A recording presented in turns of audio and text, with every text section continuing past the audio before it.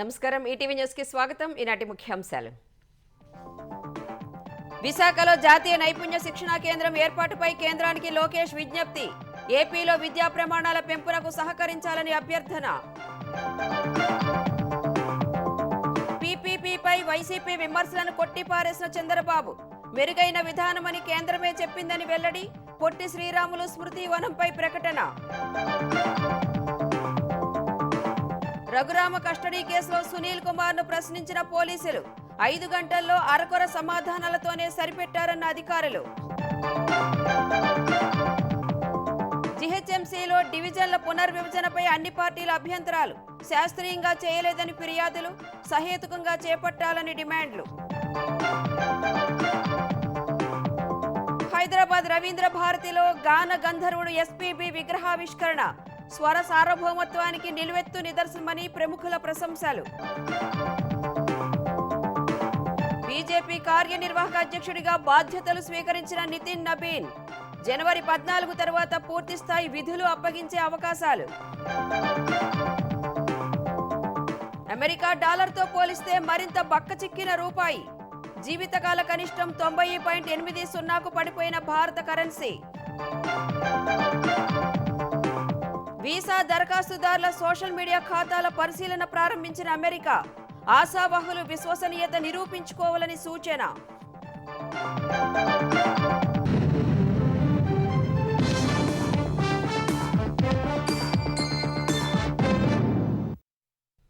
ఆంధ్రప్రదేశ్లో విద్యా ప్రమాణాలు పెంచేందుకు నైపుణ్యాభివృద్ధికి సహకరించాలని కేంద్ర మంత్రులను మంత్రి నారా లోకేష్ కోరారు. విశాఖలో జాతీయ నైపుణ్య శిక్షణా సంస్థ ఏర్పాటు చేయాలని కోరిన ఆయన 11 జవహర్ నవోదయ విద్యాలయాలు మంజూరు చేయడం సహా ఇటీవల కేటాయించిన 12 కేంద్రీయ విద్యాలయాలను త్వరగా ఏర్పాటు చేయాలని విజ్ఞప్తి చేశారు. రతన్ టాటా ఇన్నోవేషన్ హబ్లో అత్యాధునిక టెక్నాలజీల కోసం సెంటర్ ఆఫ్ ఎక్సలెన్స్ ఏర్పాటుకు సహకరించాలని కోరారు. ఢిల్లీ పర్యటనకు వెళ్లిన ఆంధ్రప్రదేశ్ ఐటీ విద్యాశాఖల మంత్రి నారా లోకేష్ పలువురు కేంద్ర మంత్రులను కలిసి రాష్ట్రానికి సంబంధించిన అంశాలపై చర్చించారు. మొదట కేంద్ర నైపుణ్యాభివృద్ధి శాఖ మంత్రి జయంత్ చౌదరితో సమావేశమైన లోకేష్ విశాఖలో జాతీయ నైపుణ్య శిక్షణ సంస్థ ఏర్పాటు చేయాలని కోరారు. పెద్దగంట్యాడలో 5 ఎకరాల స్థలాన్ని ఎన్ఎస్టీఐ కోసం ప్రభుత్వం ముందస్తుగా గుర్తించినట్టు తెలిపారు. ఈ సంస్థ ఏర్పాటుతో పరిశ్రమ అనుసంధానిత నైపుణ్య శిక్షణ, గ్రీన్ స్కిల్స్, డిజిటల్ ప్రాంతీయ కేంద్రంగా సేవలందించడం సహా జాతీయ నైపుణ్య వ్యవస్థను మరింత బలోపేతం చేస్తుందని కేంద్ర మంత్రికి లోకేష్ వివరించారు. తర్వాత రైల్వే, సమాచార ప్రసార, ఎలక్ట్రానిక్స్ శాఖల మంత్రి అశ్విని వైష్ణవ్ తో భేటీ అయిన లోకేష్ నైపుణ్య గణనకు సహకారం అందించాలని కోరారు. నైపుణ్య గణన కోసం ఏఐ టెక్నాలజీతో రూపొందించిన నైపుణ్యం పోర్టల్ గురించి వివరించారు. దీనికి సహకారంపై అశ్విని వైష్ణవ్ సానుకూలంగా స్పందించారు. రతన్ టాటా ఇన్నోవేషన్ హబ్ లో అత్యాధునిక టెక్నాలజీల కోసం సెంటర్ ఆఫ్ ఎక్సలెన్స్ ఏర్పాటుకు సహకరించాలని లోకేష్ విజ్ఞప్తి చేశారు. ఇండియా ఏఐ మిషన్ కింద ఏపీలో ఏఐ విస్తృతి, వేగవంతానికి మద్దతుగా నిలవాలని కోరారు. తర్వాత కేంద్ర విద్యాశాఖ మంత్రి ధర్మేంద్ర ప్రధాన్ ను కలిసిన లోకేష్ రాష్ట్రంలో విద్యా ప్రమాణాల పెంపు కోసం కూటమి ప్రభుత్వం చేపడుతున్న చర్యలను వివరించారు. రాష్ట్ర ప్రభుత్వం ప్రతిపాదించిన 11 జవహర్ నవోదయ విద్యాలయాల మంజూరుతో పాటు ఇటీవల కేంద్రం కేటాయించిన 12 కేంద్రీయ విద్యాలయాల ఏర్పాటు కార్యాచరణకు చర్యలు తీసుకోవాలని కోరారు. సమగ్ర శిక్ష సంస్కరణల్లో భాగంగా స్టార్స్ ప్రాజెక్టు కింద రాష్ట్రానికి 4,400 కోట్ల ఆర్థిక సాయం అందించాలని విజ్ఞప్తి చేశారు. 2025-26 ఆర్థిక సంవత్సరానికి సంబంధించి రాష్ట్ర ప్రభుత్వం ప్రతిపాదించిన 1,270 కోట్ల అదనపు నిధుల మంజూరుకు ఆమోదం తెలపాలని కోరారు. పీఎం పోషణ్ పథకం కింద పైలట్ ప్రాతిపాదికన రాష్ట్రంలో 155 స్మార్ట్ కిచెన్లు ఏర్పాటుకు అనుమతించాలని విజ్ఞప్తి చేశారు. కేంద్ర ప్రభుత్వ సహకారంతో గుంటూరు జిల్లా చినకాకానిలో అభివృద్ధి చేసిన మోడల్ ఆటిజం సపోర్ట్ సెంటర్ ను ప్రారంభించాలని ధర్మేంద్ర ప్రధాన్ ను లోకేష్ ఆహ్వానించారు. ఏపీలో విద్యా ప్రమాణాలు పెంచడానికి రాష్ట్ర ప్రభుత్వం తీసుకుంటున్న చర్యలను కేంద్ర మంత్రి ధర్మేంద్ర ప్రధాన్ అభినందించారు. సంపద సృష్టించడానికి ఏకైక విధానం పీపీపీ అని ముఖ్యమంత్రి చంద్రబాబు స్పష్టం చేశారు. పీపీపీపై వైసీపీ అనవసర రాజకీయం చేస్తోందని ధ్వజమెత్తారు. విజయవాడలోని తుమ్మలపల్లి కళాక్షేత్రంలో జరిగిన పొట్టి శ్రీరాములు ఆత్మార్పణ దినం కార్యక్రమంలో చంద్రబాబు పాల్గొన్నారు. పొట్టి శ్రీరాములు జీవిత విశేషాలను వివరిస్తూ ఏర్పాటు చేసిన ఫోటో ఎగ్జిబిషన్ తిలకించారు. పొట్టి శ్రీరాములు విగ్రహానికి పూలమాల వేసి చంద్రబాబు నివాళులర్పించారు. అనంతరం మాట్లాడిన సీఎం భావితరాల కోసం సంపద సృష్టించి ఆదాయం పెంచేందుకే పీపీపీ పద్ధతిలో వివిధ ప్రాజెక్టులు తెస్తున్నామని వెల్లడించారు. పీపీపీ అంటే ప్రభుత్వ ఆస్తి అని గుర్తించాలని హితవు పలికారు. పీపీపీ మెరుగైన విధానమని కేంద్రం కూడా స్పష్టం చేసిందని వివరించారు. సంపద సృష్టించడానికి ఏకైక విధానం పీపీపీ మెడికల్ కాలేజీలు కొంతమంది కావాలని రాజకీయం చేసే పరిస్థితికి వస్తున్నారు. మెరుగైన చదువు కావాలన్నా, మెరుగైన సేవలు కావాలన్నా ఈ హాస్పిటల్ గాని కాలేజీలు గాని పీపీపీ విధానమే మెరుగైన విధానం అని పార్లమెంటరీ పార్టీ కూడా చెప్పే పరిస్థితికి వచ్చారు, రికమెండేషన్లు ఇచ్చే పరిస్థితికి వచ్చారు. అలాంటిది మనం పీపీపీ విధానంలో ముందుకు పోతే ప్రజల్ని మభ్యపెట్టడానికి ప్రైవేట్ అంటారు. రేపు మీరు గుర్తుపెట్టుకోండి, ఎక్కడ దీని కింద ఇచ్చినా కూడా ప్రభుత్వ పాఠశాల పలాని టౌన్ అని పేరుంటుంది తప్ప ఎక్కడ మెయింటైన్ చేసే వాళ్ళకి చిన్న బొమ్మ వేసుకుంటారు. దాని మీద యజమాన్యం, దాని మీద పెత్తనం పూర్తిగా ప్రభుత్వానికే ఉంటుందని మరొకసారి ప్రజలందరికీ విజ్ఞప్తి చేస్తున్నాం. ఇదే సమయంలో తెలుగు జాతి గుర్తింపు కోసం పోరాడి ప్రాణత్యాగం చేసిన ఏకైక నాయకుడు పొట్టి శ్రీరాములు అని ముఖ్యమంత్రి చంద్రబాబు కొనియాడారు. ఆయన జీవితం భవిష్యత్తు తరాలకు తెలియాలని అన్నారు.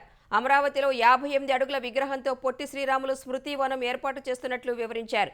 ఈ విగ్రహం స్టాచ్యూ ఆఫ్ సాక్రిఫైస్గా నిలుస్తుందని స్పష్టం చేశారు. పొట్టి శ్రీరాములు ప్రాణాలు వదిలిన భవనాన్ని అన్ని విధాలా పరిరక్షిస్తామని తెలిపారు. చెన్నైలో ఆయన ఎక్కడైతే ప్రాణాలు వదిలిపెట్టారో ఆ భవనాన్ని అన్ని విధాలా ప్రొటెక్ట్ చేయడమే కాకుండా ఆ బిల్డింగ్ పేరే మనం ఒక సాక్రిఫైస్ భవనంగా పెట్టి శాశ్వతంగా ఒక మెమోరియల్ కింద పెట్టి భావితరాలకు గుర్తింపు ఉండే విధంగా చెన్నైలో ఉండే విధంగా చేస్తామని చెప్పి కూడా మీ అందరికి హామీ ఇస్తున్నా. పొట్టి శ్రీరాములు గారు ఒక కులానికి సంబంధించిన వ్యక్తే కాదు, ఆయన తెలుగు ప్రజల ఆస్తి అని చెప్పి నేను మీకు తెలియజేస్తున్నా. ఇటు ఆంధ్ర అటు తెలంగాణ 2 రాష్ట్రాల్లో కూడా ఉండే తెలుగు ప్రజల యొక్క ఆస్తి, తెలుగు ప్రజల యొక్క సెంటిమెంట్ కూడా, గుండె కూడా. అలాంటి వ్యక్తిని సమాజంగానే గుర్తుపెట్టుకోవాల్సిన అవసరం ఉంది. జీహెచ్ఎంసీ డివిజన్ల పునర్విభజన శాస్త్రీయంగా జరపాలని కాంగ్రెస్ ప్రజాప్రతినిధులు డిమాండ్ చేశారు. డివిజన్ల పునర్విభజనలో తమ అభిప్రాయాలు తీసుకోవాలని కాంగ్రెస్ కార్పొరేటర్లు GHMC mayor Gadwal Vijayalakshmi, commissioner RV కర్ణన్ను కలిసి నివేదించారు. ఈ మేరకు వినతిపత్రం అందజేశారు. జీహెచ్ఎంసీ డివిజన్ల సరిహద్దులపై మార్కింగ్ చేసి వినతిపత్రం ఇచ్చామని ఎమ్మెల్యేలు దానం, అరికెపూడి గాంధీ చెప్పారు. డివిజన్ల పునర్విభజన ఏ ప్రాతిపదికన చేశారో చెప్పాలని డిమాండ్ చేశారు. ఈ అంశాన్ని కౌన్సిల్లోనూ ప్రస్తావించి శాస్త్రీయంగా ప్రక్రియ జరిగేలా కృషి చేస్తామని తెలిపారు. హైదరాబాద్ సిటీ ఒక గ్లోబల్ సిటీగా గుర్తింపు పొందుతున్నటువంటి ఈ తరుణంలో పెరగడం బాగుంది, కానీ అందరి యొక్క అభిప్రాయాలు తీసుకోవాల్సినటువంటి అవసరం ఉంది అనే ఆవేదన తప్ప మీది పెరుగుతుంది అనే దానికి మాకు ఆబ్జెక్షన్ లేదని కూడా ఈ సందర్భంగా తెలియజేస్తూ, ఇక్కడ ఓట్లు వేరే ప్రాంతంలో పడి వేరే ఓట్లు ఇక్కడ ఉన్నాయి, ఇటువంటి అన్నింటినీ కూడా మోడిఫికేషన్ చేయాలా, ఈ డివిజన్లో ఈ రకమైనటువంటి ఇబ్బందులు ఉన్నాయనే ప్రతి విషయాన్ని కూడా డీటెయిల్డ్గా మేయర్ గారికి, కమిషనర్ గారికి వివరించడం కూడా జరిగింది. రేపు కౌన్సిల్లో కూడా దీని మీద డీటెయిల్డ్గా చర్చించబోతా ఉన్నాం. మాకేమేమి అభ్యంతరాలు ఉన్నాయో వాటిని కూడా ఈరోజు తెలియజేశాం. బౌండరీస్ కూడా చెప్పలేని పరిస్థితులు కొన్ని ప్రాంతాల్లో ఉన్నాయి. ప్రతి విషయాన్ని కూడా డీటెయిల్డ్గా మార్కింగ్ చేసి ఇవ్వడం కూడా జరిగింది. వీటన్నిటిని కూడా మాడిఫికేషన్ చేసే ప్రయత్నాలు చేస్తాం. Greater Hyderabad municipal corporation GHMC డివిజన్ల విభజనను కాంగ్రెస్ ప్రభుత్వం గందరగోళంగా చేసిందని బీఆర్ఎస్ నేతలు మండిపడ్డారు. జీహెచ్ఎంసీ డివిజన్ల పునర్విభజనలో తొందరపాటు ఎందుకని ప్రశ్నించారు. మాజీ మంత్రి తలసాని శ్రీనివాస్ యాదవ్ ఆధ్వర్యంలో జీహెచ్ఎంసీ కమిషనర్ను బీఆర్ఎస్ నేతలు కలిశారు. జీహెచ్ఎంసీ వార్డుల పునర్విభజన ముసాయిదాపై అభ్యంతరాలు తెలుపుతూ వినతిపత్రం ఇచ్చారు. డివిజన్ల పునర్విభజనలోని తప్పిదాలను సరిచేయాలని విజ్ఞప్తి చేశారు. ప్రజాప్రతినిధులను సంప్రదించకుండా కొత్త డివిజన్ల ఏర్పాటు, వార్డులను డివిజన్లుగా విభజించడం తప్పు అని తలసాని శ్రీనివాస్ యాదవ్ అన్నారు. ఈ నిర్ణయాన్ని జీహెచ్ఎంసీ కౌన్సిల్లో ప్రశ్నిస్తామని స్పష్టం చేశారు. గ్రేటర్ హైదరాబాద్ పరిధిలో 150 మున్సిపల్ డివిజన్లు ఉన్నాయి. కనీసం ఈ కార్పొరేటర్లతోని మాట్లాడడం గాని, శాసనసభ్యులు, శాసన మండలి సభ్యులతో మాట్లాడడం గాని, బస్తీ సంఘాలు, కాలనీ సంఘాలు, అపార్ట్మెంట్స్, గ్రేటెడ్ కమ్యూనిటీస్ వీళ్లతోని ఎవరితోనూ కూడా సంప్రదింపులు జరపకుండా మీరు హరీబరీగా 300 డివిజన్లు చేస్తున్నామని చెప్పి ఎవరిని అడిగారు మీరు? ఇది సైంటిఫిక్ గా లేదు కాబట్టి. రెండోది, కొన్ని హిస్టారికల్ నేమ్స్ కూడా దాంట్లోకి తొలగించి వేరే పేర్లు పెడుతూ, అవన్నీ అంశాల విషయంలో మరి కమిషనర్ గారికి రిప్రజెంటేషన్ ఇవ్వడం జరిగింది. రేపు కౌన్సిల్లో కూడా మరి బలంగా మా పార్టీ పక్షాన మరి ప్రజల పక్షాన మాట్లాడడం జరుగుతుంది. జీహెచ్ఎంసీ డివిజన్ల పెంపు వ్యవహారం గందరగోళంగా మారిందని బీజేపీ కార్పొరేటర్ కొప్పుల నరసింహారెడ్డి అన్నారు. తుర్కయాంజాల్ మున్సిపాలిటీలో 4 డివిజన్లు ఏర్పాటు చేయాలని కోరుతూ మేయర్ విజయలక్ష్మికి బీజేపీ నేతలు వినతి పత్రం ఇచ్చారు. అనంతరం హైదరాబాద్లోని బీజేపీ కార్యాలయంలో జీహెచ్ఎంసీ కార్పొరేటర్లతో ఆ పార్టీ రాష్ట్ర అధ్యక్షుడు రామచంద్రరావు సమావేశమయ్యారు. డీలిమిటేషన్, డివిజన్లు 300కు పెంపు, కార్పొరేషన్ల విలీనంపై కార్పొరేటర్లు అనుసరించాల్సిన వ్యూహంపై చర్చించారు. డీలిమిటేషన్పై రేపటితో ప్రజాభిప్రాయ సేకరణ ముగుస్తుండగా బీజేపీ రాష్ట్ర నాయకత్వం కార్యాచరణ సిద్ధం చేస్తోంది. జీహెచ్ఎంసీ కౌన్సిల్ భేటీలో వ్యవహరించాల్సిన వ్యూహాలపై బీజేపీ ప్రజా ప్రతినిధులకు రామచంద్రరావు దిశానిర్దేశం చేశారు. గ్రామ పంచాయతీ కార్యాలయాలు ఉంటుండే ఈ రోజు గందరగోళ పరిస్థితి తీసుకొచ్చి 2000 అప్లికేషన్లు దాటిన ఇప్పటికే. ఈ రోజు ఏ నాయకుడు కూడా మేము ఏ డివిజన్ లోకి వస్తాము, నా ఊరు అందుకు కలిపారు, నా కాలనీ ఇండ్లెందుకు కలిపారు, నాది అక్కడెందుకు పోతుంది, రేపు నేను ట్యాక్స్ ఎక్కడ కట్టాలి, లేకపోతే నాకు ఇల్లు పర్మిషన్ పోతే ఎక్కడ పోవాలని గందరగోళ పరిస్థితి తీసుకొచ్చారు. నగర సేవలు ఉన్నట్టు ఖాళీ ప్లేస్ ఉంటే పెరుగుతుంటాయి. వాళ్లకు డివిజన్లు పెంచకుండా ఓన్లీ 21 డివిజన్ 22 డివిజన్లు ఎంఐకు దారదత్తం చేశారు. ఈ రోజు 150 డివిజన్లలో 50 వాళ్ళు గెలుస్తున్నారు. రేపు 300 డివిజన్లలో 100 వాళ్ళే గెలుస్తారు. వాళ్ళ కనసన్నాలు చేయడానికి ఈ బీఆర్ఎస్ అట్నే చేశారు, ఈ కాంగ్రెస్ అట్నే చేస్తారు. బీజేపీ జాతీయ కార్యనిర్వాహక అధ్యక్షుడిగా నితిన్ నబీన్ సిన్హా బాధ్యతలు చేపట్టారు. ఢిల్లీలోని పార్టీ కేంద్ర కార్యాలయంలో జరిగిన కార్యక్రమంలో కేంద్ర హోంమంత్రి అమిత్ షా, అధ్యక్షుడు జేపీ నడ్డా, ఇతర సీనియర్ నాయకులు ఈ కార్యక్రమంలో పాల్గొన్నారు. ఈ మధ్యాహ్నం పట్నా నుంచి ఢిల్లీ చేరుకున్న నితిన్ నబీన్ కు ఢిల్లీ విమానాశ్రయంలో సీఎం రేఖా గుప్తా స్వాగతం పలికారు. అనంతరం పార్టీ కేంద్ర కార్యాలయానికి చేరుకున్న నితిన్ నబీన్ డాక్టర్ శ్యామ్ ప్రసాద్ ముఖర్జీ, పండిట్ దీన్ దయాళ్ ఉపాధ్యాయ విగ్రహాల వద్ద పుష్పాంజలి ఘటించారు. తర్వాత నితిన్ నబీన్ ను కేంద్ర మంత్రులు జేపీ నడ్డా, అమిత్ షా స్వయంగా తోడ్కొని వెళ్లి కుర్చీలో కూర్చోబెట్టారు. నితిన్ నబీన్ బాధ్యతలు స్వీకరించిన తర్వాత పుష్పగుచ్చాలు అందించి అభినందనలు తెలిపారు. బీహార్కు చెందిన నితిన్ నబీన్ సిన్హాను పార్టీ జాతీయ కార్యనిర్వాహక అధ్యక్షుడిగా నియమిస్తూ బీజేపీ నిన్న ఉత్తర్వులు ఇచ్చింది. కాయస్థ సామాజిక వర్గానికి చెందిన నబీన్ సిన్హాకు ఆర్ఎస్ఎస్ నేపథ్యం ఉంది. 5 సార్లు ఎమ్మెల్యేగా గెలిచిన ఆయన 2 సార్లు మంత్రిగా పనిచేశారు. వచ్చే ఏడాది జనవరి 14 తర్వాత నితిన్ నబీన్ ను బీజేపీ జాతీయ అధ్యక్షుడిగా ఎన్నుకోనున్నట్లు తెలుస్తోంది. అమెరికాలో H1B, H4 వీసా దరఖాస్తుదారుల ఆన్లైన్ ఉనికిని సమీక్షించే వెట్టింగ్ ప్రక్రియ ప్రారంభమైంది. H1B, H4, FMJ వీసాలకు దరఖాస్తు చేసిన వారు వెట్టింగ్ ప్రక్రియకు వీలుగా తమ సామాజిక మాధ్యమాల సెట్టింగ్లను ప్రైవేట్ నుంచి పబ్లిక్ మార్చుకోవాల్సి ఉంటుంది. ఈ నిబంధనల కారణంగా ఇప్పటికే భారతీయులు సహా అనేక మంది H1B వీసాల ఇంటర్వ్యూలు వాయిదా పడ్డాయి. అమెరికా వచ్చేవారు అమెరికాలకు హాని చేయబోరని తాము నమ్మాలని, అందుకే ఈ వెట్టింగ్ ప్రక్రియ చేపట్టినట్లు ఆ దేశ విదేశాంగ శాఖ ఇప్పటికే పేర్కొంది. ఇందుకు వీసా దరఖాస్తుదారులు తమ విశ్వసనీయతను నిరూపించుకోవాలని కోరింది.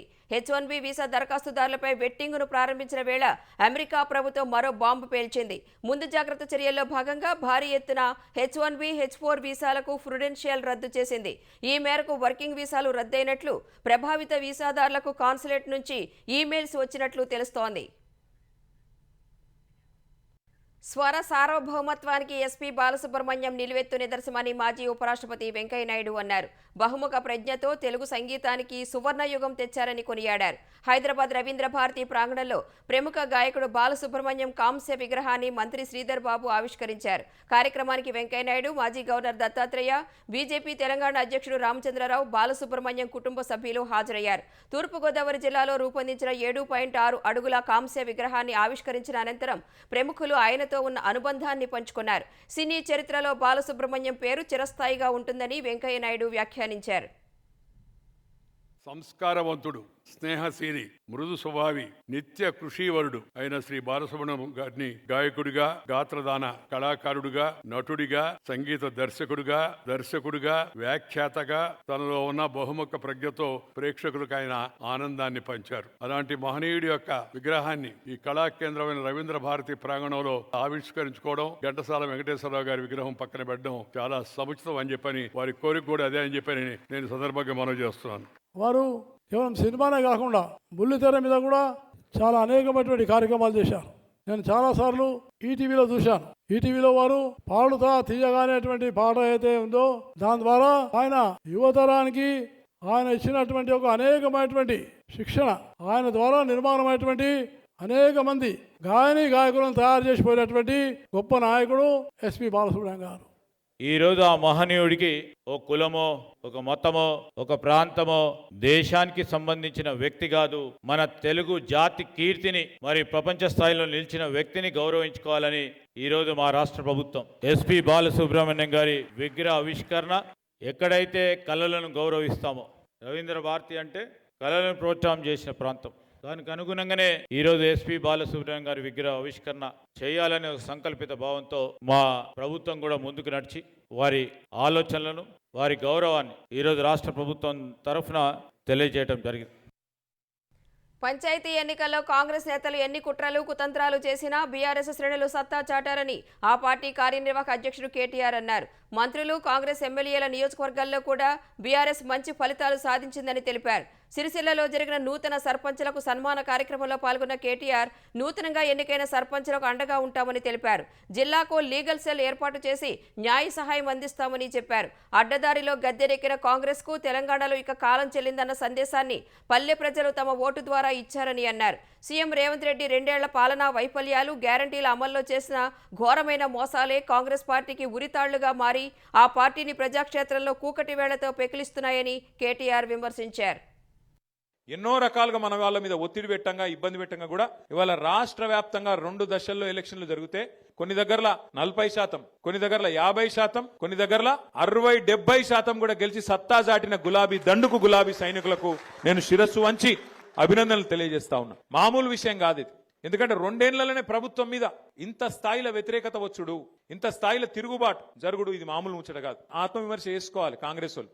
ఎందుకు 2 ఏళ్లు తిరగకుండానే ప్రజలలో ఇంత కోపం వచ్చింది? యూరియా బస్తాల కోసం తనలాడుడే, కరెంటు కోసం ఆగం, ఏ పథకం కూడా చక్కగా అమలు అయితలేదు. ఇవన్నీ చేయబట్టి ఇలా ప్రజలల్లా విపరీతమైన కోపం ఉన్నది. చూస్తుంటేనే 2 ఏళ్ళు ఒడిచిపోయింది. గెలిచిన సర్పంచులు, ఉప సర్పంచులు ఈ గవర్నమెంట్ లో మీరు పనిచేసేది 2-2.5 ఏళ్లే. మళ్ళీ అటెన్క వచ్చే గవర్నమెంట్ లో, మన గవర్నమెంట్ లో మళ్ళా 2-2.5 ఏళ్లు మీరే ఉంటారు. దబ్బన వీళ్ళు ఏమైనా కొద్దిగా కష్టపెట్టినా, కొద్దిగా ఇబ్బంది పెట్టినా 1 సంవత్సరం ఓర్చుకోవాలి అంతే. అటెన్కి ఏమి ఉండదు వీళ్ళది. రాజకీయ పార్టీ పెడితే దానికి ఏ పేరైతే బాగుంటుందని నెటిజన్లను తెలంగాణ జాగృతి అధ్యక్షురాలు కల్వకుంట్ల కవిత ప్రశ్నించారు. 2029 ఎన్నికల్లో తాను పోటీ చేస్తానని చెప్పారు. సామాజిక మాధ్యమం ఎక్స్లో ఆస్క్ కవిత సెషన్ నిర్వహించిన ఆమె నెటిజన్లు అడిగిన పలు ప్రశ్నలకు సమాధానమిచ్చారు. సామాజిక తెలంగాణే తన లక్ష్యమని తెలిపారు. జనం బాట తర్వాత తెలంగాణ జాగృతి సభ్యత్వ నమోదు చేపట్టనున్నట్లు కవిత చెప్పారు. కేసీఆర్ పేరు లేకుండా రాజకీయాలకు పనికిరారని ఓ నెటిజన్ చేసిన వ్యాఖ్యలకు స్పందించిన ఆమె సోషల్ మీడియా ద్వారా విష ప్రచారం మానుకోవాలని సూచించారు. త్వరలోనే ఫార్మాసిటీ భూ నిర్వాసిత రైతులను కలుస్తానని వివరించారు. సీఎం అయితే ఏం చేస్తారన్న ప్రశ్నకు సమాధానంగా విద్యపై తల్లిదండ్రులు రూపాయి ఖర్చు చేసే అవసరం లేని పరిస్థితి తీసుకురావాలని కోరుకుంటున్నట్లు తెలిపారు. ఆంధ్రప్రదేశ్లో కన్హా శాంతివనం సేవలు అందించేందుకు ముందుకు రావాలని సీఎం చంద్రబాబు శ్రీరామ్ చంద్ర మిషన్ అధ్యక్షుడు ప్రఖ్యాత ధ్యాన గురువు కమలేష్ డి పటేల్ను కోరారు. రంగారెడ్డి జిల్లా నందిగామ మండలం చేగూరులోని కన్హా శాంతివనాన్ని చంద్రబాబు సందర్శించారు. ప్రపంచంలోని అతిపెద్ద ధ్యాన కేంద్రంతో పాటు వెల్నెస్ సెంటర్, యోగా సౌకర్యం, Heartfulness international school, Gopichand badminton academy, వృక్ష సంరక్షణ కేంద్రం, వర్షారణ్యాన్ని పరిశీలించారు. ఈ కేంద్రంలో సాగుతున్న శాస్త్రీయ వృక్షశాస్త్ర పరిశోధనలపై దాజీ చంద్రబాబుకు వివరించారు. ధ్యాన మందిరం వెలుపల ఉన్న బాబూజీ వనం వర్షపు నీటి సంరక్షణ ప్రాంతాన్ని చంద్రబాబుకు చూపించారు. బయోచార్ సెంటర్ ఆఫ్ ఎక్సలెన్స్ ను సందర్శించారు. తరువాత ఆశ్రమంలోని తన నివాసానికి తీసుకువెళ్లిన దాజీ హార్ట్ఫుల్నెస్ ధ్యాన అనుభవాలను వివరించారు. హార్ట్ఫుల్నెస్ అందించే బ్రైటర్ మైండ్స్ హెల్ప్ కార్యక్రమాలను సీఎం ప్రశంసించారు. కన్హా శాంతివనం అనే ఈ స్వర్గం తనను ఎంతగానో ఆకట్టుకుందన్న చంద్రబాబు అమరావతి లేదా ఏపీలోని ఇతర నగరాల్లో హార్ట్ఫుల్నెస్ సంస్థ కార్యాలయం నెలకొల్పే అంశంపై దాజీతో చర్చించినట్లు సమాచారం.